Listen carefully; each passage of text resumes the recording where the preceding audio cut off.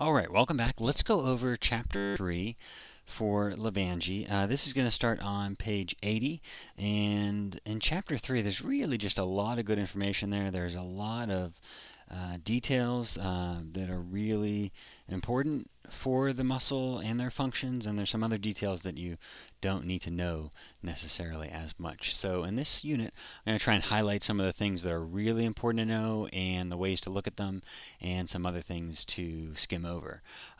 But we are going to start really tying together some of the joint structure and function from Chapter 2, and a lot of these concepts apply to muscle structure and function as well, especially as you have tendons that connect the bones to the muscles, and that's something we can start talking about as well. So looking at this diagram, this chart, this is a really key piece of information. You're going to want to spend some time looking over this. It has to do with the mechanical and material properties for the different tissues within our bodies. And this chart itself is going to be true to a lot of different tissues. It's going to change shape and size, though, depending on the tissues that we're talking about. And what I mean by that is, in this example, you have about half of the region here is elastic and half is plastic. Depending on the tissue you're talking about, as you can imagine, some tissues have more elasticity. Like in class we talked about our ears and how our ears have cartilage and they stretch out a lot, whereas other tissues such as bone doesn't have much elasticity and has more plasticity. Either way, all tissues are going to go through this cycle, and there is this ultimate failure point here that can happen. So let's talk initially about this chart. On the x-axis you have deformation. So that is change or distortion in the mechanical tissue length or elongation. That's looking at here. On the y-axis you have the load. So how much load? So as you go up, there's increased load. As you go down, there's less load. So the first part, the easy part to talk about, is this toe region. It's really this basic static state where a tissue is not really lengthened very much and it's not loaded very much. It's at this rested static point.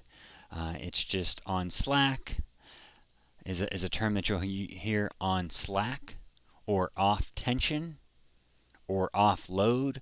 So those are some of the things that are referring to the toe region. Now, very, very quickly though, after you start to take a tissue and load it, whether that's a manual stretch, whether that's an exercise, whether that's active range of motion the patient is performing, the initial portion is to go through this elastic or linear phase. In this phase, the tissue is going to be lengthened, and depending on the tissues that we're talking about, it may be more lengthening than others. For ligaments, it's been estimated that ligaments have very minimal elasticity. In the day-to-day activities, it may only be 5% lengthening of a ligament, and beyond that 5% may start to get into plastic changes, micro trauma, and then beyond that could be ultimate failure point. But you can imagine a tendon, for example, would have much more elasticity than a ligament. And then someone's age may factor into this as well. So obviously, as we're younger, we tend to have more elasticity, and if we look at children and their collagen and their connective tissues, we know for sure that if you're 4, 5, 6, 7 years old, you're going to have a larger linear or elastic range before you get into tissue trauma. And as we get older, if we look at a 67-year-old, what's going to happen is this elasticity range is going to shrink. So with aging, it may be like this elastic area is now basically here, or something along those lines, if that makes sense. So let's talk about this yield point. That is the distinguishing point between the elastic region and the plastic region. With the elastic region, if you take a tissue and you stretch it out and then you release the load, so you have load as 0 now, that means the tissue will return to its normal length. So if a tissue length is 10 centimeters, and then you apply load and make it 15 centimeters, then you let go, the tissue is going to go back to 10 centimeters. So this is very similar to a rubber band. Your rubber band or your rubber string or whatever you're dealing with has a certain length to it. You pull on it, you stretch it out, and it returns back, so it's elastic. Now, plasticity and the yield point refers to the term at which point there are permanent changes to the tissue. And by permanent, I don't mean years and years and years in the future. It just means a permanent change from when the tissue was initially tested. So a pre-post change afterwards. So this will be a little more similar to, if you could imagine, a piece of taffy.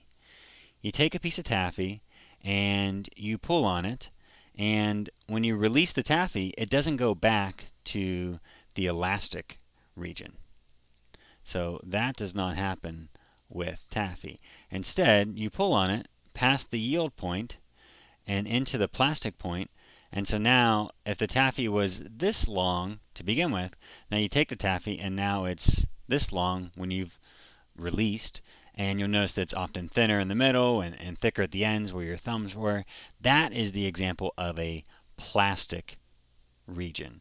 This occurs after the yield point. Initially, when you hear about this, you may think, well, that's damaging, that's bad. It's going to depend on the specific situation.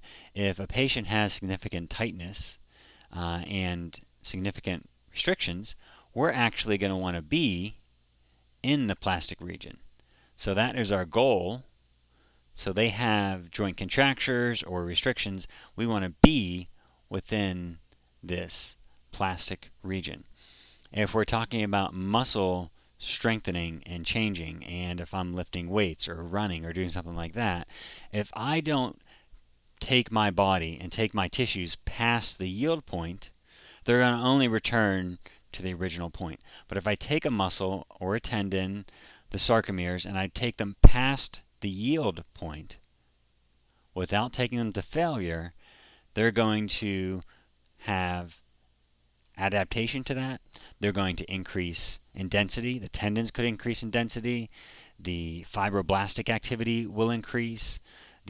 At the bone level, the osteoblastic activity will increase.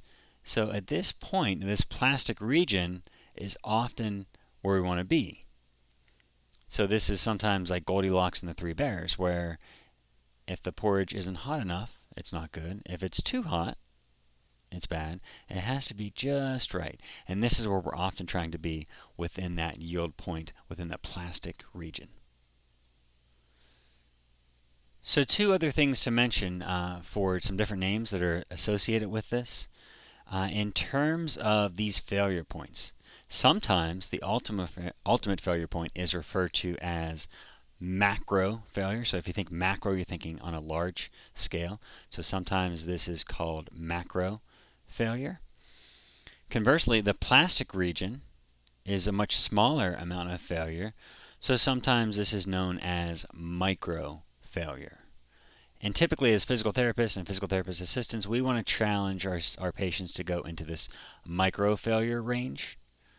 And as we talk about muscle later on in this chapter, we want to stimulate a lot of micro trauma of the muscle in order to regrow the muscle in a stronger tissue with more tensile force. And as we're talking about tensile force, this failure load up here, this line is referred to as the, also known as the tensile stress.